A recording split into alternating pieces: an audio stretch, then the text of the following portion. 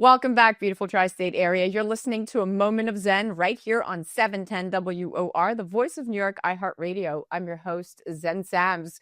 Welcome back to the Right Brain segment where science meets storytelling. Today we're chatting neuroscience meets Hollywood, the actor's mind and right brain resilience with Johnathon Schaech, Dr. Robert Melillo, and the incredible Ellis Melillo. A groundbreaking conversation at the intersection of science and storytelling, exploring how right brain dominance fuels artistry, how brain balance shapes mental health and resilience, and why understanding the neurological roots of creativity matters now more than ever in the entertainment industry. Johnathon Schaech is an actor, writer, and producer with over 160 credits. From That Thing You Do to his current role in Blue Ridge on Prime, Johnathon's career reflects both resilience and reinvention. Dr. Melillo, one of the world's top brain researchers and author of Disconnected Kids, is pioneering work in brain balance. He's transformed the way we understand neurological and mental health conditions. And Ellis Melillo, she's an incredible singer-songwriter whose raw storytelling and powerful vocals are carving out her own space in the music world, bringing a peer artist's lens to mental health and creativity. We're going to kick off a powerful exploration right now on how that creativity and logic collide in Hollywood.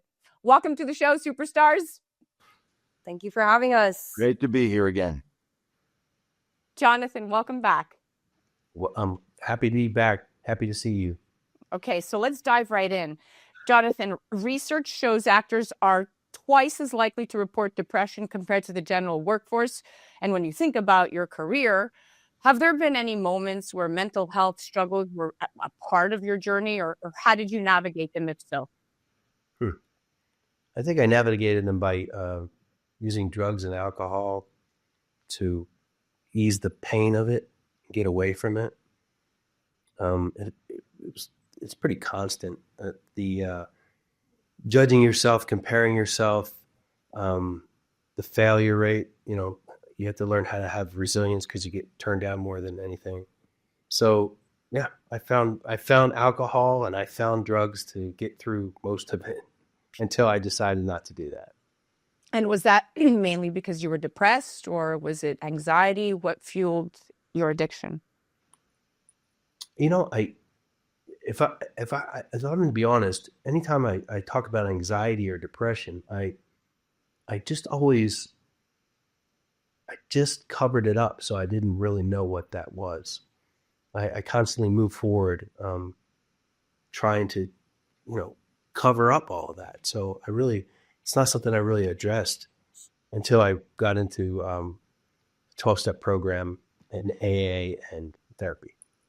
Thank you for sharing that. I mean, it's so important right now for people listening and watching to hear the human side behind the Hollywood image. So thank you for that. Dr. Melillo, I'll hand it off to you. A lot of people get confused, Johnathon, by anxiety and depression because it's all lumped together as words and it doesn't mean anything. From a neuroscience perspective, they're completely different areas of the brain. Depression really involves more of a left brain deficit. Anxiety is more of a, could be a right brain deficit or right brain overactivity. So that's why it gets confusing. Like, what am I feeling? Is it anxious or is it depressed? So that left brain, right brain dichotomy, in acting, like we had a singer-songwriter who was telling us how, his ability to read words and memorize the words was so hard because he was dyslexic that it affected and impacted his when he went to sing, and they get frustrated with him. So in acting, you have to use the right brain, creative, emotional, but then there's the left brain of memorizing lines and reading. And do you find that that's a struggle, and has that ever triggered any issues or anxiety for you? Yeah, so I'm dyslexic. I didn't know that until I was older, in my 40s. So I struggled a great deal because I just thought I was stupid and I couldn't do things that other people were doing easily. People could look at the words and memorize them right away and just regurgitate them. But I did find the gifts in it that though the struggle of me trying to memorize it made me really understand it really deeply. I felt like I learned from my hands. And then when I got in the situation in front of the camera and blocking everything, I was really good at it. But yeah, the struggle of not knowing why I couldn't do what everyone else was doing. was the biggest problem. Just so you know, like half of the artists in all different creative fields that we talk with are basically dyslexic. And that is a left brain delay, but it's because they're so gifted in the right brain. And that's what can hold that back. So that your gift is also related to that. So that's awesome. Yeah. I'm dyslexic as well. So that's that's a lot of why we started all of this, because also I relate to what you're saying. I stopped drinking 47 days ago, but it's normally something that I feel like I use for my anxiety. You know, like once I had like 2 drinks, then I feel like I could have normal conversations with people and kind of calm down a little bit. So I've been trying to just stay consistent with that and navigate it in other ways. But yeah, that's why I was wondering if you've ever used like your craft of acting or writing or producing as an outlet for your mental health challenges. I have. You know, I had an acting teacher who named Roy London that put in my brain that the roles will come to you and there's going to be something in them that you have to work through to get closer to your true self and your truth. So I found myself like, you know, after a breakup, I'd play a guy who was heartbroken, you know, so I felt like I was living that life.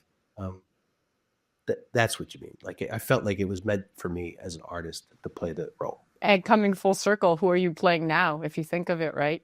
I'm playing my father. Right. But how fitting is that? Because that you stepped into that role, right? And which brings me to, when you look at the reports, the CDC reports that 1 in 5 adults live with a mental illness or a mental health disorder, but stigma often keeps people silent, right? So have you personally faced that stigma in Hollywood? And what would you say to break it for the next generation of actors? I did have something that I spoke out about. I was sexually abused by a director in my very first screen test. And I never truly understood what had happened until the Me Too movement happened, and Rose McGowan spoke out about what happened to her with Harvey Weinstein. And it was exactly my life. And I was sober, so I was able to hear it and accept it, and then do a lot of work on it. And then I spoke out and I shared with my experience, because I thought there's not many men talking about this, and I had enough faith and conviction that I could get through. But I was silenced after I did. It felt like I was silenced. I don't know if I was silenced. Well, yeah, and you were 22 when that happened, right? You were a boy. I mean, sure, you were a man, but you were still little. And that director, you know, we could say his name, Franco Zeffirelli, cast you as the lead in his movie Sparrow, and that was in 1992. So being sexually abused by him during that's trauma that you kept quiet for 25 years, Johnathon. I mean, and coming out and saying it and really empowering yourself and others and learning to deal with that's no easy feat. And number one, thank you for being transparent, but thank you for coping with it in a way where you've showed grace and humility throughout your entire career without making that the focal point of your demise, right? That's right. Yeah. Yeah, no, wow. Thank you. Yeah. Was there a role or a project where you felt most vulnerable, and what did that vulnerability teach you about yourself? Well, that thing you do. I had to be a singer in it, and I knew that they weren't going to use my voice. Not to say that I could sing or I couldn't sing. I don't think I could sing like Mike Viola, who actually sang the song. But it created. So one thing that happened with Zeffirelli. So after he came into my room that night of the screen test, and then I had to make a movie with him, and I couldn't avoid him. I was with him all throughout the filming, and he you can imagine how he was. But I knew at that moment, it was going to enter my room again. I didn't want him in my world. I was trying to figure out how to handle that. And by the end of it, he was very upset with me. So much so that he tried to come back in my room, and I wouldn't let him. And he used another actor's voice to dub my voice. Right.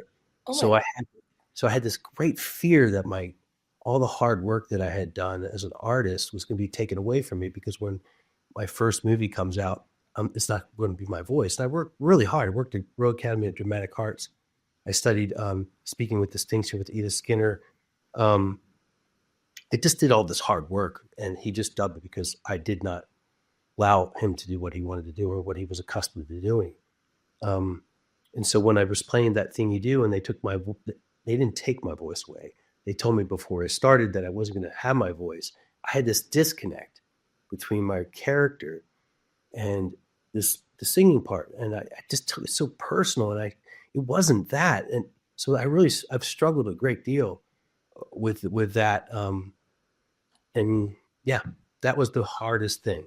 That it wasn't my voice, but they took great care of me, and they told me it wasn't because of my voice. But you can imagine I was the one had this hidden secret, that he dubbed my voice in the movie because all of this stuff was just layered. Wow, that is wow. When you look at a NAMI report found that like 75% of entertainment professionals have faced real burnout. So how have you built this resilience that I'm seeing right now and kept your passion alive after decades in such a demanding industry, both mentally, physically, and emotionally?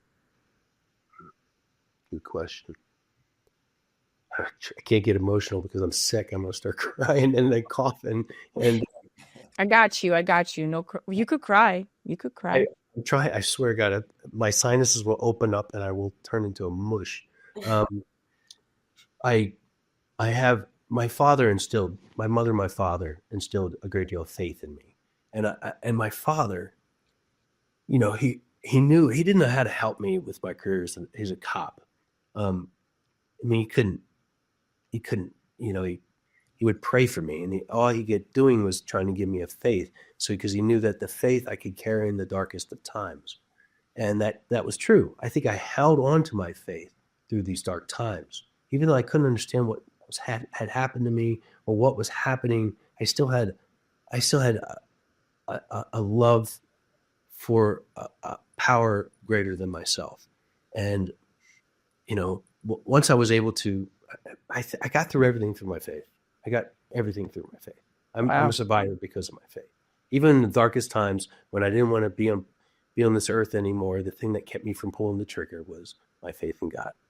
And resilience, by the way, is a right brain function, is literally networks in the brain, and it is nurtured by parents, especially in early childhood. So, your parents had something to do with nurturing that part of your brain, but also you were born with this natural creativity. That's your trait. But I know that, raising a creative right brain daughter and having other children that are incredibly talented, that family, fatherhood, mentorship has always provided balance for me in my life, and especially during difficult times when you're focusing on your children. Do you feel that way as well? Has it helped you during those times? Oh my God, absolutely. Having children balances everything. And it makes me really take pause a lot more. And I'm very grateful for the presence that I have with them that I didn't have when I was younger. They definitely make me want to be a better human being and to protect them from the things that you were talking about earlier. But that's amazing. My father, not very creative, incredible artist. And he gifted me all that stuff. It's amazing to look back at that. Thank you. Yeah. He always kind of talks about how it makes sense when parents are artists or more right brain that they have more right brain children as well. But I have a good balance. My dad is a little bit of right brain and left brain, and my mom is definitely very artistic. So what advice would you give young artists, like especially those who feel pressure to be perfect while struggling privately? Because I just want to say also, I really admire how open you're being right now. And yeah, I really admire it. So thank you. You're welcome. And perfection isn't real. God is perfect. We are not. We're imperfect. We're sinners. We make mistakes. And we have to know that. It's one of the big part of the program that saved me and kept me sober for such a long time, is realizing that I'm not perfect. You don't need to always get it right. You're going to have, the vulnerabilities are the gifts that you're going to be able to give others. So perfection is not real. God is perfect. We are not. Yeah. It's wonderful. Yeah, that's beautiful. I love that. And Jonathan, I mean, most people know you from a lot of the earlier stuff you've done, right? How to Make an American Quilt back in 1995, right? Tom Hanks's directorial debut that you mentioned, that thing you do in 1996. You've come a very long way. And I think the sum of all of your experiences, good, bad, ugly, and in between, I truly, truly believe you're exactly where you're supposed to be right now. And I say that wholeheartedly, right? I say that even watching your evolution. Like, I watched that thing you do like on an airplane on the way to TIFF, actually. And watching you in Blue Ridge, you're still the same, but so much more evolved. And I could see it. Thank you very much. Yeah, Blue Ridge is a big gift for me in my life. I left Hollywood. I left everything behind. I moved to Nashville, Tennessee with my family. And I get a phone call from Gary Wheeler saying, I want to make this movie about this guy who leaves California, moves to a small town to be closer to his family. That's so funny. That's manifestation. I know. It's crazy. It's beautiful. So this has been a very deeply moving conversation. Jonathan, I want to thank you for your honesty and your vulnerability, and to Dr. Robert Melillo and Ellis Melillo for guiding us through the science and artistry of the right and left brains. Thank you so much. And of course, to our listeners, to check out Johnathon Schaech in Blue Ridge, you can find him directly on Prime Video, and you can check him out directly on the gram at John Schaech. That's JOHNSCHAECH. And to learn more about Dr. Robert Melillo, you can check him out on his website at drrobertmelillo.com and on the gram at Dr. Robert Melillo. And to check out Ellis, you can check her out on IG at velvetellis_ and at the Right Brain Podcast. This has been the Right Brain segment on A Moment of Zen. We'll be right back after this. I'm your host, Zen Sams.